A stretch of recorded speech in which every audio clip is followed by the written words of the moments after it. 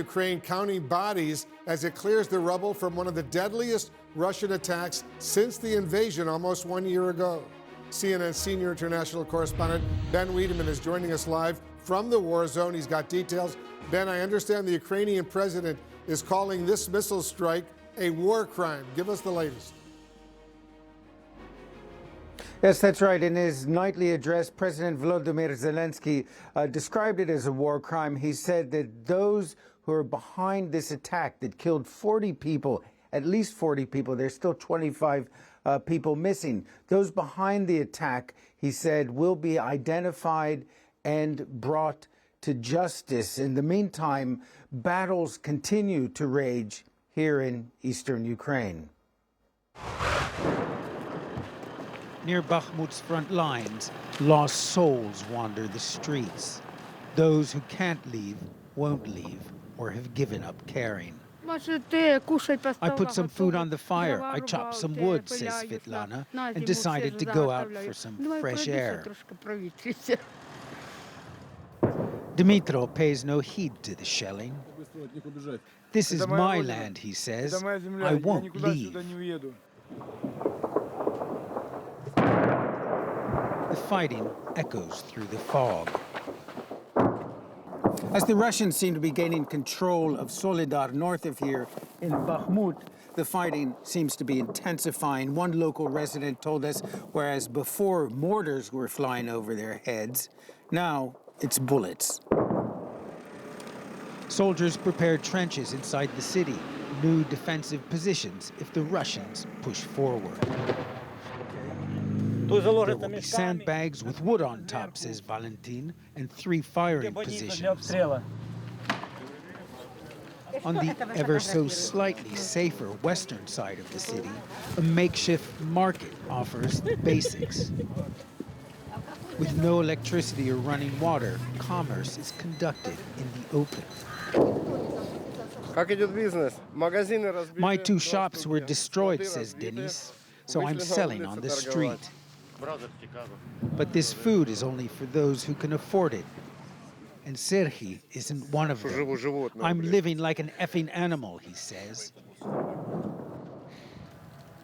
Ivan returns home after collecting firewood. The bitter cold is deadly as the shelling.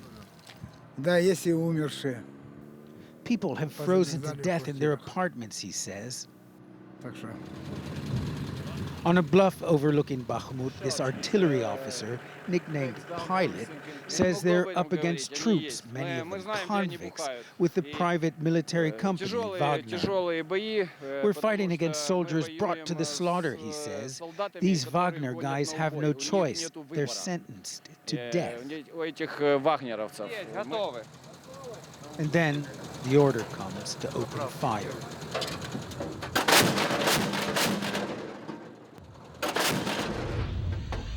And we are getting some reports that one of the towns to the south of Bakhmut may have been taken by the Russians. This means, Wolf, that perhaps in the near future the city could be surrounded by Russian forces. Very worrisome developments indeed. All right, Ben Wedeman, stay safe over there. Thank you very much. Let's get an update right now on new U.S. efforts to try to help Ukraine fend off this latest Russian assault. Our Pentagon correspondent, Oren Lieberman, is joining us right now. Oren, I understand Patriot missile training involving Ukrainian soldiers will begin on U.S. soil this week. Is that right? That's right. Well, Fort Sill in Oklahoma, where the U.S. conducts its own training on Patriots for the U.S. military as well as for others, has announced that a team of Ukrainians has arrived to begin training on the Patriot missile system, a system that requires 90 to 100 troops to operate fully. The training expected to take several months, but once that is completed, and the Pentagon is working to accelerate that as much as possible, the Patriot will go to Ukraine to aid in the aerial defense there. So that training expected to begin any day now with the arrival of the Ukrainians. And it's part of what we're seeing from the West. Take a look at this list here. Announcements of bigger and more powerful weapons going in. The UK announced that it would send 12 of its own Challenger 2 tanks. Poland has signaled a willingness to send Leopard tanks. Those are German-made and will require German approval. And of course, the U.S. training on the Patriots to begin. There is a key question here. Could the Patriot have stopped this attack on the Dnipro apartment, that horrible attack where the death toll is at 40 and expected to still rise. It is a question that can't be answered with certainty, but yes, a Patriot missile is a long-range aerial defense system, meaning its radar could have picked up that incoming missile at a greater range, and its missile perhaps able to shoot it down. Of course, first, that training needs to be completed, but there's also a key question for Ukraine. It's getting one Patriot battery from the U.S. and another from Germany. Ukraine will have to decide where it wants to focus those defensive systems. It can't defend the entire country. A Patriot's not capable of that. So it'll have to decide where to prioritize. Presumably, one will defend the capital of Kyiv, and then it's up to Ukrainian President Volodymyr Zelensky and the military on where it'll want to use that other one. So it's not a simple coverall system that will defend Ukraine. Wolf, it will certainly help, however. Yes, indeed. Oren Lieberman at the Pentagon for us. Thank you very much. Let's get some analysis right now from CNN contributor on Russian affairs, Jill Doherty, and retired U.S. Army General Wesley Clark. He's a CNN military analyst, former NATO Supreme Allied Commander. General Clark, we have a lot to discuss, but first, what does it say to you that Russia used a cruise missile against civilians in an apartment building in what President Zelensky says was a war crime? It's possibly a targeting mistake because this is not a very accurate missile. But the point is, he's using that missile. He knows it's not accurate. And this is a war crime, along with many other war crimes, Wolf. And it's a challenge to the West. We need to take not only patriots and put them in there, we need to indict Mr. Putin and his team for war crimes. Will the brutality, Jill, of this latest attack spur Western allies to boost support for Ukraine even further?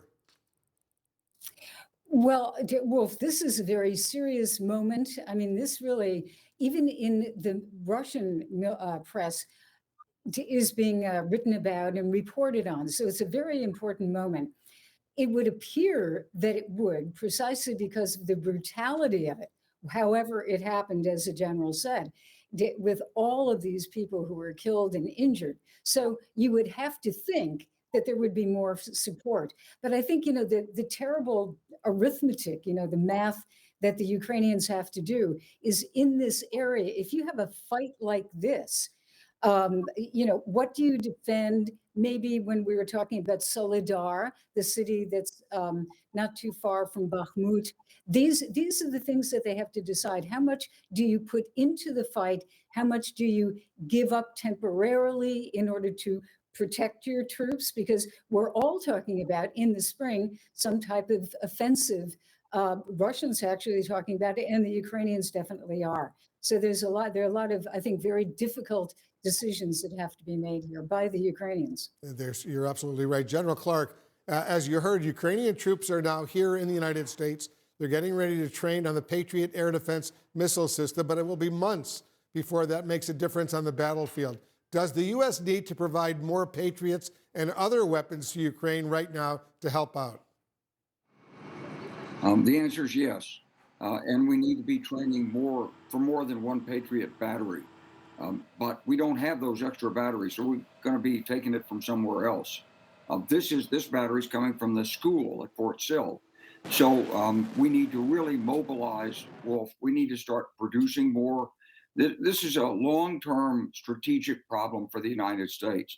Unless Ukraine collapses tomorrow, we're going to be in this position of trying to give them assistance 2 months from now, 4 months from now, 8 months from now, a year from now.